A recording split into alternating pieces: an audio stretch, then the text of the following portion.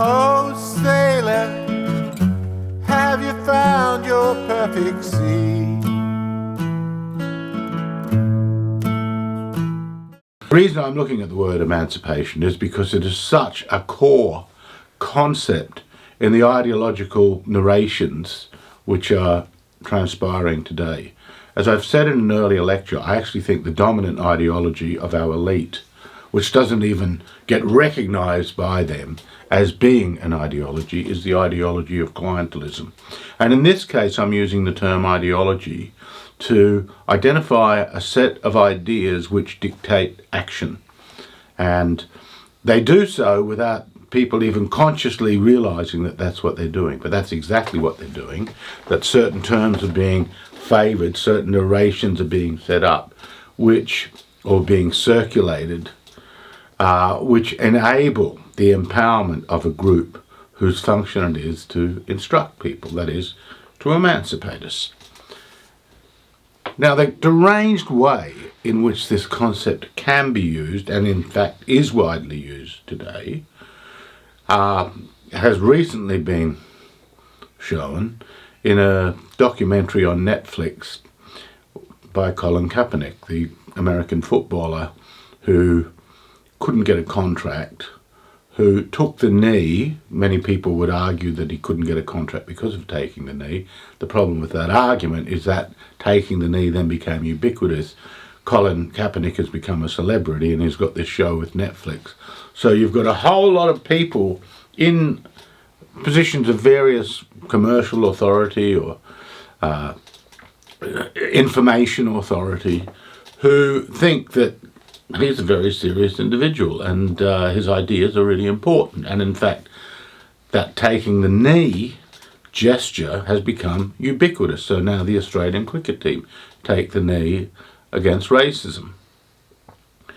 Now, I hope I don't need to say it, but I really think racism is absolutely despicable and stupid, and racists are stupid people, and acting stupidly. We're all stupid at some time, but acting stupidly and taking seriously things that are just ridiculous, and that can often lead to very bad things. Having said that, the idea that one of the major forms of oppression of our time, and that is racism, and that people need to be emancipated by racism by sitting in a classroom with their butcher's paper and crayons and writing out, "I must not be a racist," or spotting each other for every gesture that can be deemed as racist, or every turn of phrase that can be interpreted as racist, or using a word, no matter what the context is, which can be identified as racist so someone can be humiliated.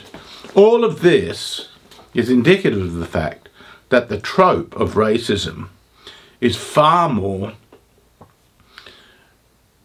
real, not as a phenomena in and of itself, but as a means of clientelism, that is part of the armoury, the general armoury of clientelism. And the clientelism of today's elite extends so far to issues around sexuality is a big one, sexual identity, as if that's the most important part of a person, along with race or ethnicity. There's these categories which were bandied around a lot in the 60s, 70s and 80s, race, class, gender. You couldn't go anywhere in the social sciences or the humanities without these terms coming up time and time again, as if they were the filters that explained everything. But they were the filters that were deployed to explain oppression, and the counter-narrative being emancipation. Now, I was talking about Colin Kaepernick. I got distracted a bit, but the point I wanted to make is he made this documentary in which he compares the way in which footballers, American footballers, going to be recruited into the major American teams, are measured up in terms of their arm width and their weight and all these various things, as if they were slaves. That's his whole point. Because there are a lot of black players in the American Football League, I'm not. I don't follow American football, so I won't even get the name of the league right. But American Football League, and as if there's not white players, but of course there are white players. But let's just say, and I don't know this, but let's just say that the majority are blacks, or a substantial minority of blacks. I don't know what the figures are, but the point is, Kaepernick is making the claim that they are being treated just like slaves. So this is Jim Crow slavery all over again, or the Jim Crow laws, all over again. And this is a way of humiliating black people. Now, of course, this is just totally ridiculous. We're talking about a very elite group, of which Kaepernick was not only one, but wanted to be one, well after he couldn't get a position because apparently his playing was not that good, but he could always blame it on the fact that he had taken the knee and was being discriminated against. So he was being oppressed by not only being a black man, but by standing out against it.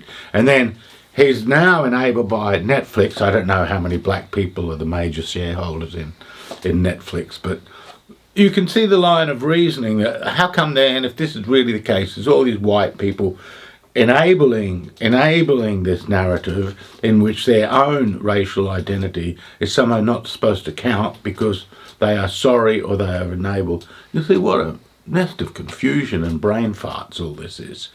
And it's comic, isn't it? It's just ridiculous. I saw Joe Rogan talking about this. Now, Joe Rogan's great. Well, he's not a political philosopher, but he doesn't need to be, because he can realise it's complete and utter idiocy that that people who make millions of dollars are being treated as slaves. Stephen Crowder also does a satire on this, and it is just ridiculous. So my question is, how can we live in a world of such derangement that a major media company with so much wealth is circulating such ridiculous and silly ideas? Kaepernick might be such a fool he believes it, but somewhere in the chain of command you'd think someone go, hang on a minute, this is just really ridiculous. But no, it just gets done. It just the doco gets made and it's treated seriously, and I'm sure there are classes in the United States where these and elsewhere where this is taken seriously. And it gets taken seriously because people have been so blinded by the idea that basically society can be defined or broken down into two groups: the oppressors and the emancipators. And the emancipators and the emancipated are looking, because in their own mind they are emancipated, but not quite enough, because you need to change all the institutions, all the practices to have total emancipation. So it's an all or nothing idea, which is why, for example, we need safe spaces in universities, or we need trigger warnings, because someone might be oppressed who's at Yale or at Harvard or in any one of these major elites if they hear a certain word or hear a certain formula or hear a certain argument. And to be emancipated, you must be protected from oppression. So the emancipator is someone who both protects you from oppression and overthrows oppression by calling it out. But as we can see, if someone is oppressed who's a multi-millionaire because of the talent they have, which means they don't have to go and work driving a taxi or serving in a supermarket or any other thing that people might do who have limited education, or in the case of, and I'm not just talking about black athletes, as if I can just imagine someone going, oh, it's racist, would assume that these people, which is ridiculous. That is, the opportunities that are provided by playing in North American football in a major league can in no way, shape or form, and no one really believes that it can be in any shape or form, be seen as oppression. But the term is so ubiquitous the appeal to that term as a means of making you sound more morally credible and more perceptive about the inequities of life and the inequities of the world and the injustices that can be overcome. This gives you more authority because you can identify it anyway. So in this kind of world, almost everybody stands in need of emancipation, which is why we keep seeing the groups growing who need to be emancipated. So here's a question: what exactly is emancipation? And that's what I want to reflect upon, because I think it's a word that's often vacuous. I'm not saying that there may never be a proper use of the term, but in the main, our political culture is so sick that this term is bandied around as if it's a thought that is meaningful and should be taken seriously, when in fact what we're saying is it's a word that serves to function in a narrative which divides people into two groups, the oppressor and the emancipated, in order to enable a small group, an elite, relatively small elite, to be able to dictate the terms of how we can speak, how we should act on the basis of this concept. Now, one of the cognates of emancipation is freedom, and another cognate is liberation. So we've got three terms here: freedom, emancipation, or liberation and emancipation. In the main, we can see that the concept of emancipation is subsequent in social and political importance to the concept of freedom. Now, I'm concentrating on this because I said they're cognates. So often people would think they're synonyms. Well, they kind of are, but kind of not. So let me clarify a bit. So if we go back to the ancient world, freedom was a concept you could find in the ancient world. And when I say the ancient world, I'm specifically thinking of the Greeks and the Romans in terms of their legacy to the political nomenclature and political formations, which over time get lost and then rediscovered, and in some ways, and only in some ways, serve as a kind of model for founding new political formations in the modern world. So the new is observing the old. That's why, for example, the American revolutionaries, they read the Stoics and they read Seneca and they read these various Roman philosophers. They thought of themselves, as did those involved in the French Revolution, as akin to brothers of, if one will, of the republicans of Rome, of ancient Rome. So they, in various ways, you can even find paintings in which people dressed up like Romans. Okay. So, freedom in the ancient world was an important concept, but it did not drive out, it was not the major one. It was not a supreme value, whereas in the context of what I'm talking about with emancipation, I'm suggesting that this concept of emancipation is like an overarching principle. Though its its supportive concept is also going to be equality stroke equity. Some people want to make a disjuncture between them. That is, equality is not enough, we're really talking about equity. I won't go into that. I think that's neither here nor there. I think most people use them interchangeably, who are using this narrative of emancipation. We are so oppressed, we need to be emancipated. And, someone watching this will go, well, of course, he doesn't need to be emancipated, he's an old white guy. They've all had it easy. Well, yeah, that's great, isn't it? That's indicative of the kind of brainlessness. So people who fought in the war that were white, who lost their lives, or people who've been imprisoned for their political beliefs who are white and old, they don't matter, blah, blah, blah. It's so stupid. I recall a student at my last university seriously saying, because race has become so infectious a concept by this time, seriously saying that all white people mourned the day Adolf Hitler was killed, or was died. I think, wow, someone can say that in a classroom and has no shame in saying it because they're so morally certain of that piece of absolute idiocy. As if all these Jews and the Russians and the various other groups, American soldiers, British soldiers, who lost their lives, as if it was all about whiteness. Well, what you can see there is when you've got a narrative going and you've got an appeal to a concept such as emancipation in this case, that you invoking that term, racism, you can start to put it everywhere. And you can identify everybody who doesn't fit what you're saying. And at one point you'll just say, well, all the people in the world that are this colour, that's it. Which is why these idiots who use this term as if it's a substance, as if it's a meaningful substance, whiteness, if that in and of itself is a kind of social glue that creates great bonds of solidarity, so all these white people are supporting each other because of their whiteness.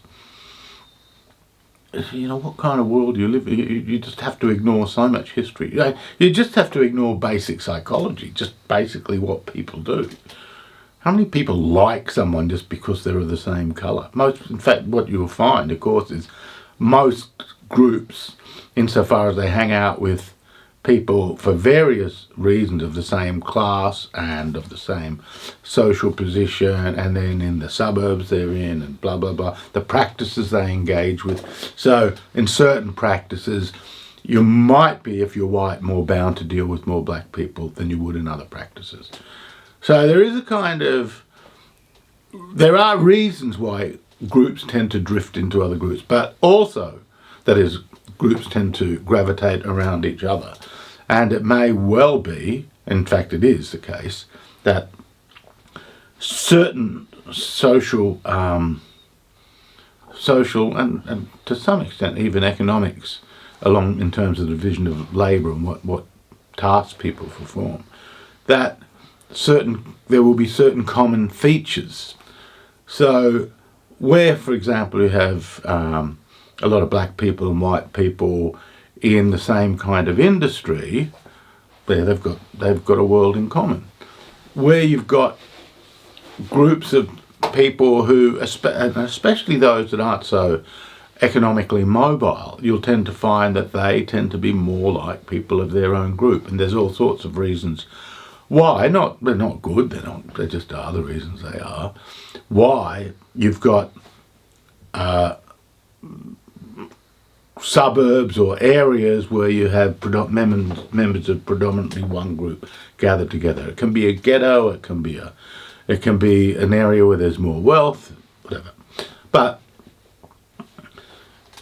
what you'll tend to find is that the people in that will tend to be more opposed to, hate more, people of their own kind. So, you know, black on black violence, white on white violence is much more common than white on black or black on white, and so on. And it's simply because of the everyday stuff that people engage with and who they engage with.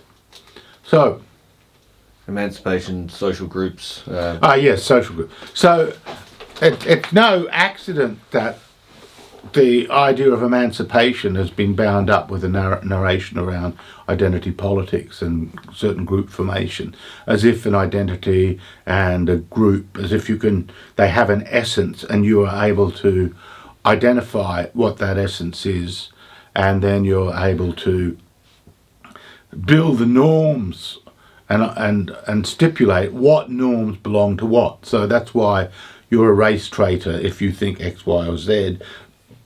Or if you're a black conservative in the United States, you're really just a white supremacist in blackface and so on. This is incredibly humiliating and demeaning, and it's debasing you as a thinker. Anyone who thinks this, I think, is a complete fool. But it also is meant to dehumanise, not take seriously the thoughts, the position, the insights of someone who doesn't agree with what you're saying, because you're going to be the emancipator. Okay, so what we can see, as I was saying, within the ancient world, there was a concept of freedom, but it was not a value in and of itself. There's a ad that's constantly on the TV that's from a song that goes, "I want to be free." And I can't remember what it's advertising, but I want to be free. Now, in the ancient world, being free meant being a free person, being a free man. That meant you didn't have the status of a slave, and you were a citizen. But it wasn't. Freedom was never an end in itself. In terms of the more philosophical writers about virtues and values in the ancient world. For example, in the Platonic corpus, or the Socratic ideas, wisdom, justice, courage, temperance, piety, these are the virtues. You hear, not freedom, that's not a virtue. That's a condition, that's a status, a position that you have. So yes, you want to be free in the sense of you don't want to be enslaved to anybody, but as a value in and of itself, it doesn't really mean anything. Now, freedom becomes really important again as a value. In the Middle Ages, the concept of freedom almost has no meaning whatsoever. I'm not saying it's not there, but it's not big, it's not important. Not that important. Very interesting how, you think how in that whole large period of time, what really mattered to people, well, what really mattered to most people in the Western world then, was their soul, the quality of the souls, whether they were in a state of grace or a state of sin, or etc. But it wasn't freedom as such.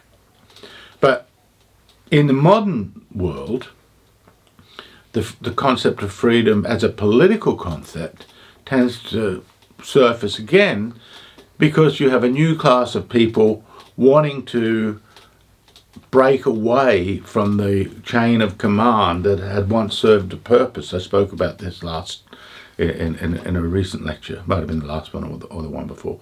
So there's a chain of command in which a group of people who've taken on more social power believe that, whether it's through taxation or various other rules they have to comply with or things they have to do, they believe that they are being unfairly treated, and that the people treating them thus are there by illegitimate means. So you have a whole narrative that comes up in the leading up to and essential to the French Revolution about the injustice, the inhumanity even of the aristocracy, of the crown, etc. So you want to wipe that away. So you can see this is freedom in this. It's a precursor to this idea of being emancipated. You want to be free from these authorities which are creating a world in which you are suffering, and which everybody is seen as suffering according to the people that make this kind of argument, except those that are doing. So you can see the beginning of that. Now, so the concept of liberty, of freedom, liberty or death, these start to take on a great deal of importance. One of the interesting things, though, is that although the social and political response of basically the rising professional classes to the old structures of authority is such that there is an appeal to freedom, and these older sources of authority and forces, social forces and powers, are seen as the reason people are suffering. So they're seen, and they unjustly have their authority, as I said. So while that is happening, what we see is the concept of politics is purely political. But there's also a metaphysical argument, and the Enlightenment it's not solely the creation of ideas, but ideas do matter. And that is the kind of narratives that people are engaging in to get political power. This new class consists of lawyers and doctors and, to some extent, artisans, to a lesser extent, writers, journalists. Lawyers are a huge part of this new political class. That while they're seeking their authority, their arguments are certainly based upon ideas that were figured out by philosophers. And there's a very group of philosophers that in the first instance they draw these ideas of political liberty from. Most of these philosophers, they had a metaphysics, a way of looking at the universe in which everything was determined. So the great transition in philosophy, and it's not the actual transition from the Middle Ages to modernity, is not simply a philosophical transition. It's a socio-economic transition with all sorts of things happening. But at the philosophical end of that, or part of that transition, largely based around the idea that nature has laws, and that through certain practices, through the proper method and the proper practice, that is scientific practice, and the rules that you would follow in order to be a scientist, that you can understand all the laws of nature. And in understanding the laws of nature, you will know how to be free. So thinkers like Spinoza, Descartes, various others, they tend to be metaphysical determinists. Now, you recall from an early lecture, I hope, or in an earlier lecture, I spoke at some length about determinism and voluntarism. So what you had philosophically going on was, hand in hand, you had these two narratives. One was a narrative about the world as such, the laws of nature as such, and anything related to human beings, insofar it was bound up with determinations, the forces of our emotions, the forces of our sentiment, they were framed in this very deterministic sense.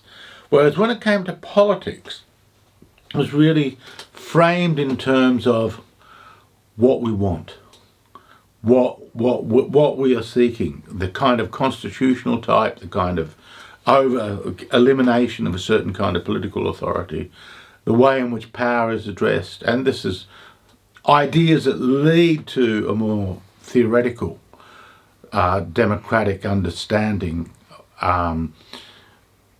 more democratic kind of, not just understanding, a more democratic way of participating in politics. Now, democracy evolves. I'm seguing because there's so many facets to this, because democracy as such in the modern world, how it comes to be, it's not just something dreamt up by philosophers which people enact. There are all these practices, but it certainly is the case that a number of philosophers are heading towards a view of the political world in which freedom and equality, and that is citizenship, become of such primary importance, or of major importance. One philosopher, Jean-Jacques Rousseau, basically sees the whole problem of politics in terms of how do you reconcile freedom and equality. So you've got these twin pillars of freedom and equality that become increasingly dominant within the way people speak about politics, especially intelligentsia. The practice of politics itself, though, the way in which, when you've got parliament and you've got, the day-to-day debates, these terms aren't going to function anywhere near as much, except as rhetorical tropes that are invoked at different stages. And obviously, in a more revolutionary time, these tropes become very important. But when you get down to the day-to-day stuff of political command, you can see, well, they're not going to get you very far. They're very abstract. They're very abstract terms. So, on the one hand, you have a metaphysics of determinism. On the other hand, you have a politics of the will. Freedom is something of the will. but it's also of the will in order to find a constitutional type in which you as a certain person have the liberty that has hitherto been kept from you. Now, as this develops, in tandem with this, we start to see something else happening, and that is an increasingly metaphysical kind of voluntarism at stake, which is coming into the world, which is what we have now. We have a world in which all these, the emancipated and the emancipators see the world as a social construction in which they have identified the determinations which, if they think right and act right, then they can voluntarily, that is through their will, change the institutions and the social structures to get what they want. And what they want is to be free, is to be emancipated. But just as you had a kind of dialectic of, that is, an interpenetration of a politics in which freedom of the will was being emphasised, with this view of nature as if it was simply being dictated by the determinate laws. So that's the narrative that's working together. It's holding together in this weird kind of tension that no one seems to notice that much. Then you have an increasingly voluntarist kind of metaphysics in which you also got a more totalitarian kind of politics. And again, there's a dialectic there, because to put it bluntly, in order to make your will triumph, you will have to ensure that those that do not share the same aims that you are wanting, that you are willing to create, that you are willing to create, that you want to enforce, you have to have all these laws in order to make sure that people do what you want them to. Now you can see, I'm an anti-metaphysical thinker. That is, I think metaphysics is rarely, I won't say never, but rarely able to do very much other than give people a rather large-scale principle, which they can smother the world with. And I think we are better off observing things closely and carefully and acting with caution rather than generalising too much. So there's a kind of dialectic of total freedom and the total extinction of freedom. And here's the word I want to emphasise, is the word total. Because the emancipation that has become so commonplace in the kind of world we live in, the Kaepernick's world in which the NFL, is it NFL? I think it's the NFL. Anyway, the football athlete is really a victim of akin to being enslaved, even though they're going to earn millions and millions of dollars.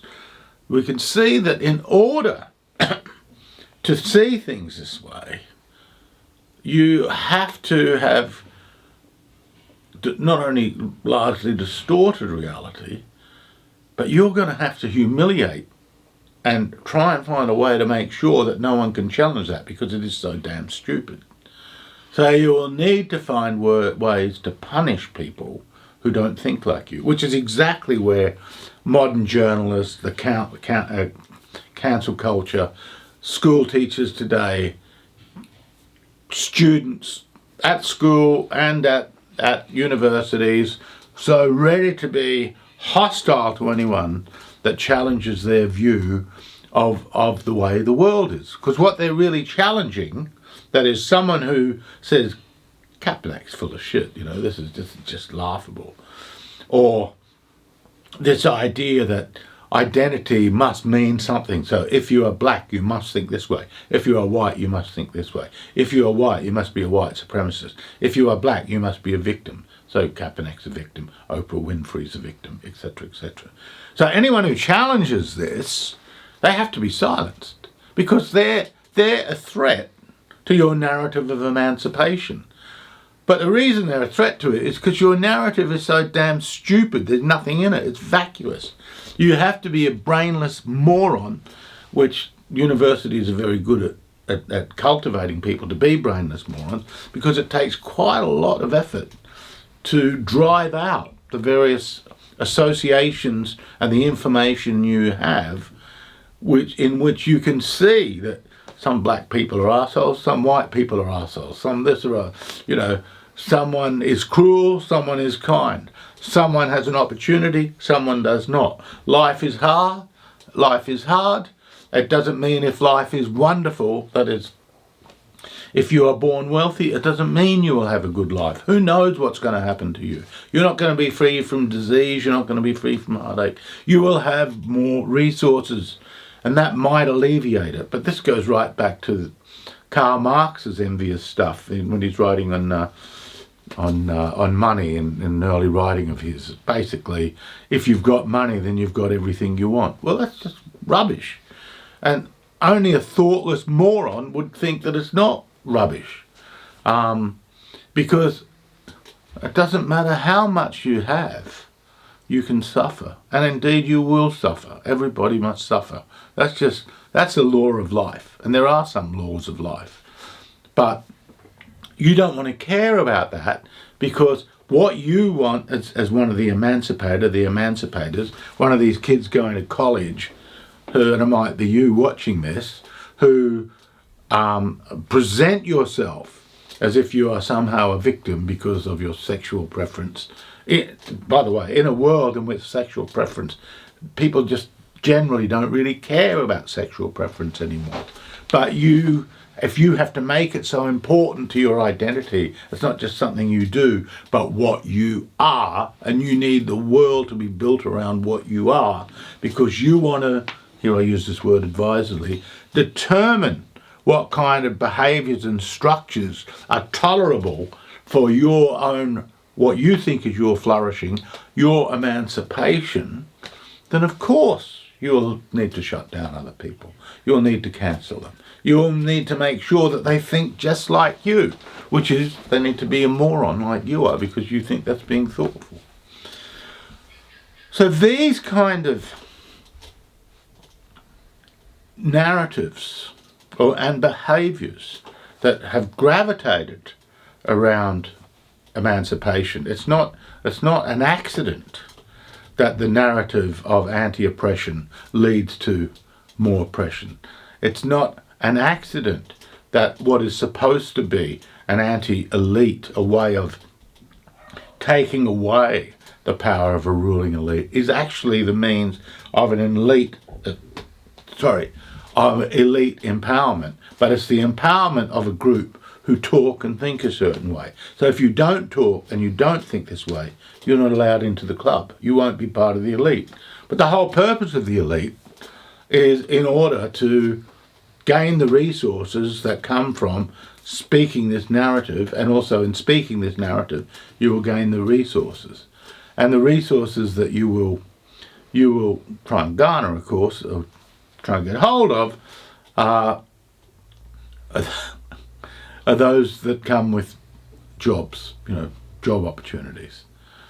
An office, holding office, and being an office holder, having a certain economic position, that's the part and parcel of the narrative, and emancipation. So, in order to have that position, and in order to be one of the emancipators, you have to convince everybody that they are oppressed. And if they're not oppressed, then they have been ideologically deluded. So you're not the deluded one, because you've seen, But the problem is, of course, as I've said, if you challenge any of these narratives on history, you'll see just how quickly they fade. So false narratives are needed, like the 1619 Project in the United States, and the argument, for example, that the American War of Independence was really a war to protect slavery. It's just crazy. It's total nonsense, but it's taken seriously. And of course you will find historians, and you will find various people that are willing to support this, because they are driven by a partisan point of view, a particular political point of view. And again, it was probably 30, nearly 40 years ago, that became commonplace in the humanities for academics to all stress the political nature of their narrative. And it was as if, because the politics is one of seeking emancipation, trust me because what I say must be true. Because I understand why you have not been emancipated. Now, if we go back a step and think, what does freedom exactly mean? As I said, in the ancient world, freedom means having a certain status. That is, you're not a slave or you're not a metic. You are a free citizen. You have a say in the republic. That's why the Greeks, for example, when they're fighting the Persians, they just thought the Persians aren't free. It didn't matter how wealthy any Persian was. The Persians didn't have citizens, so they weren't free. Whether that's right or not right, that's the way freedom was a major concept. Oh, it was an important concept in the ancient world, but it wasn't a virtue. It wasn't a value in exactly the same. It wasn't a standalone. Now, in point of fact, all valuable things, all values, all valuable sentiments, all virtues are a complex of various things. So freedom in and of itself is quite meaningless. Now, if you were really in a prison, I can see that you might think getting out of this prison is my number one priority. So being free is what I'm going to think and talk about. During the time that the professional classes were seizing power in France, the word freedom became a major word, as I said, because they saw themselves as needing this rather than that. But at the end of the day, when it comes to how to hold a society together, what kind of values a society needs to imbibe in order to survive and reproduce itself, then freedom is not going to count for that much at all. Because, for the very reason we see this dialectic of total emancipation and increasing dictatorial practices, it's because in order to be free, you are talking about being free from something. And in order to be free from something, you have to come up with some way of mitigating against that, which, when it involves other people, that's coming up with rules and laws to stop A doing something to B. Now, a very common formulation is, I should only be as free as what does not allow me to curb the liberty of others. Have I formulated that right? But if my freedom is impinging upon the liberties of others, that's the moment in which we need laws to curtail my freedom. So straight away we can see that freedom is met by its opposite, that is, the stopping of freedom, the curtailment of freedom. It doesn't necessarily mean enslavement, because like any term, the way in which oppositions develop depends upon the context in which you're using it. But if by free you just mean I can do what I want, free to follow my appetites, very quickly you have to deal with the problem, well, your appetites might be rapacious. They might involve violating property laws or various other freedoms of others. Then, of course, you're going to... And in the development of this idea of total freedom, along comes the idea of the communists and Marxists that, total freedom will mean the elimination of property. In fact, it will mean the elimination of all the institutions which have hitherto evolved. It will mean eliminating money, laws, etc., the state, etc. But, of course, the problem with that is what happens in the void of that elimination. And so that then becomes a question. That becomes a historical question, and we know the answer to that because we can, in reading history, we also know why these institutions evolved. What problems were actually being solved by property? This is something Marx was really poor at looking at, and he schematized history in a way that really didn't tell the truth at all about the way in which property develops. He just gets it totally wrong. So, But in seeking for this total freedom, we know that it's not real. It's just not real. So we need laws. Now, so one way of looking at freedom, as I said, unleash your appetites. The problem is, as someone who's going to suffer from your appetites being unleashed, one thinks of the Marquis de Sade. He was the great author of The Unleashing of Appetites and his gargantuan horror shows and his dreadfully tedious novels. But they show you a world in which appetites are totally unleashed and in which freedom is everything, but of course murder and mayhem are its accompanying parts. Now, one response to this, and Immanuel Kant is the philosopher who's probably to some extent anticipated by Jean-Jacques Rousseau, but Immanuel Kant is the philosopher who most gets this. He comes up with the idea that, because our world is determined, what I said, remember earlier about the laws of nature being determined, and even maybe our social world is determined, and that, again, Rousseau, Marx, they will tend to think of the social world as being determined, unless, of course, through their own freedom they can stop that. Somehow it's a kind of, you can see it's a kind of drama. It's a narrative, a dramatic narrative of emancipation about the human species. Man was born free, but everywhere he's in chains. It's a very famous line of Rousseau. It's great rhetoric, but it's just silly. But it's great rhetoric. So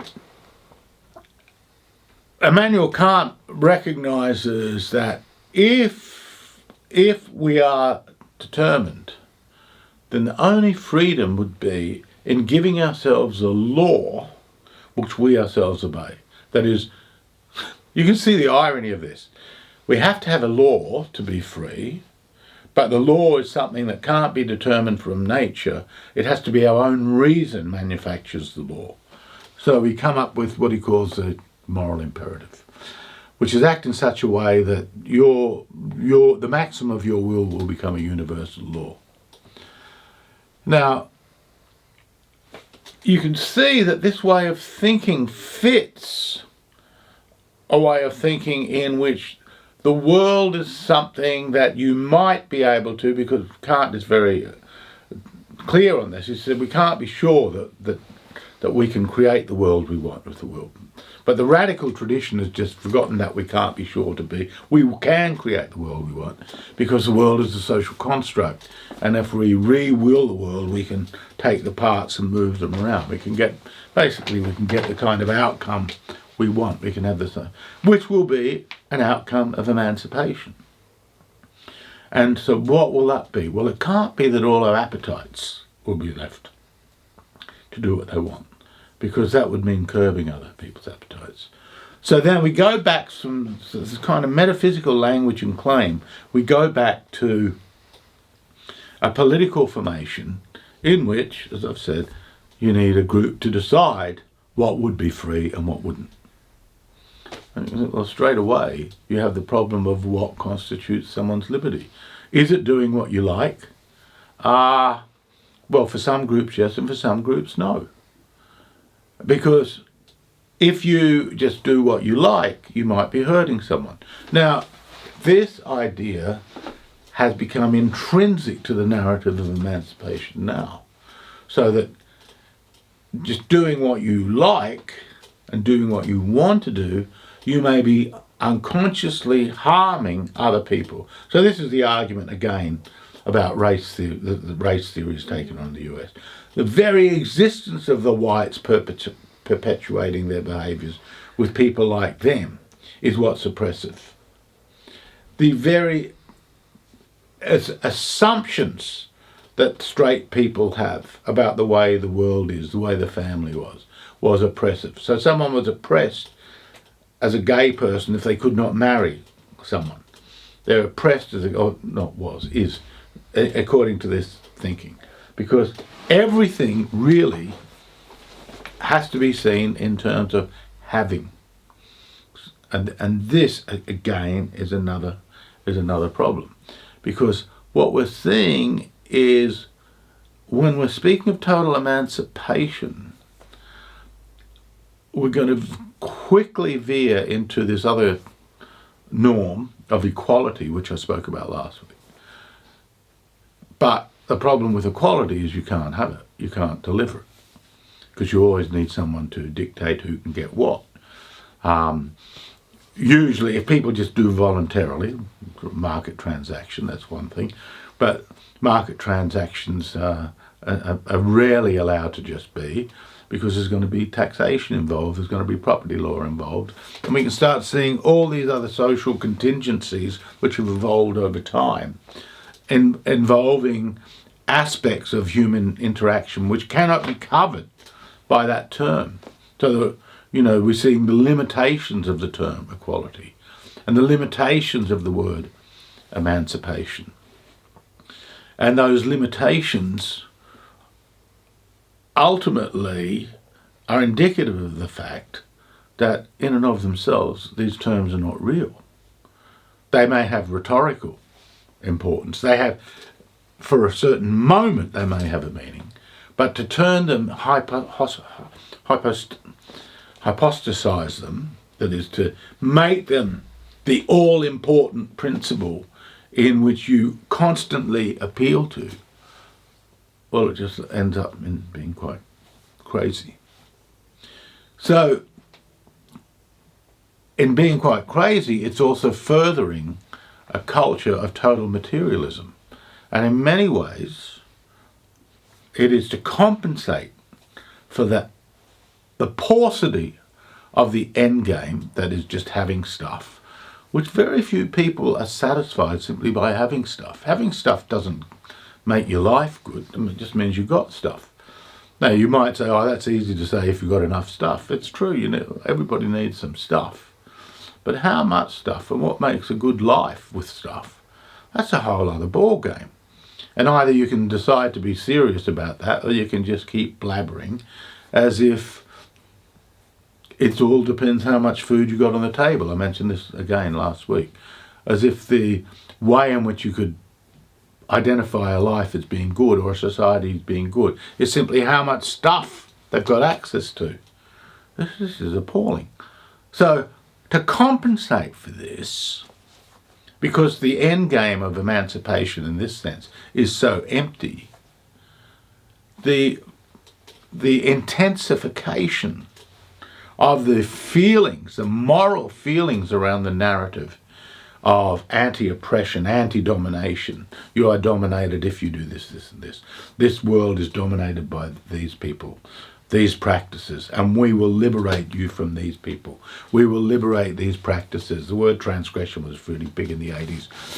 We will transgress this, and in this transgression will be our freedom. Of course, the idea. I'm laughing because this. It's no accident that a number of French philosophers really loved the Marquis de Sade. This mass murdering, sexual, gargantuan.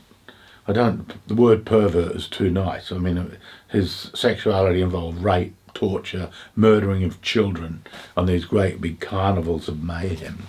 And these philosophers really, they loved him. Transgression was, he was a kind of model. They just thought he was joking a bit, but, was he? Was he? People that didn't think he was joking, people who, like the Moors murderer, what's his name? I can't remember his name, Ian something or other, who read the Marquis de Sade and wanted to live out these fantasy. Okay. Now there's another kind of freedom that I think is really, really important, but it doesn't fit into the stuff that we've been talking about, and certainly doesn't involve gestures or accepting that millionaires are slaves or just identifying a group and then everything about every person in it that's important. And that's the idea of founding, of a spontaneous act, an unpredictable act that has consequences because of a group of solidarity that is established through that act and then subsequent generations opening up new ways to be in the world. And their participation in the world takes a new form. And that new form is one in which they have a sense of well-being and a sense of purpose and spiritedness that wasn't there previously.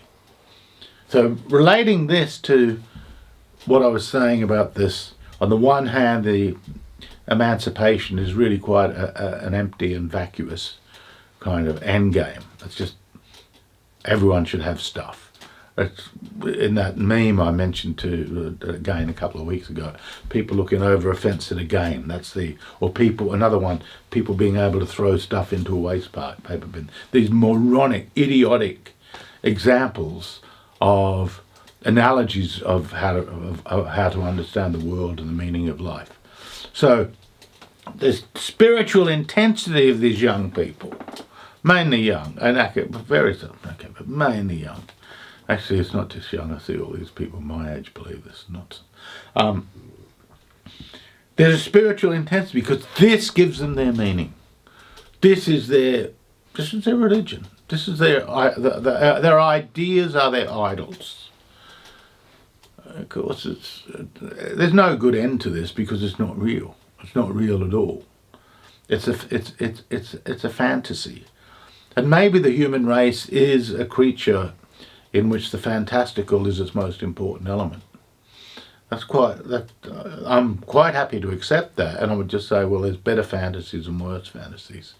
And fantasies in which ultimately what you require are a set of officers and officials to enforce your view of the world is not going to be a fantasy that's that great. And in fact, the group now who are claiming, I'll wind it back a bit.